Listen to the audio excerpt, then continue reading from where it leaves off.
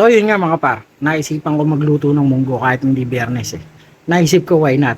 Tsaka isa pa, sabi ng misis ko, nami-miss na raw niya yung luto ko ng munggo. So yun nga, samahan niyo ako.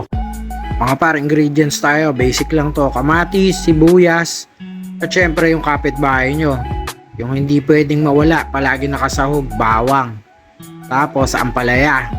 Yung ampalaya, ang sikreto dyan, kinakain lang yan, hindi inuugali yan. Dahon ng sili, malunggay, syempre ang papabangong kinchay. Dahil wala akong baboy, eto ginamit ko chicharon. Kaya dalawa, yung isa pang gigisa ko, yung isa pang toppings ko para suabe. Syempre di pwedeng mawala yung tokwa. Paano mga par? Ano pa gagawin natin? De syempre, tara banat na.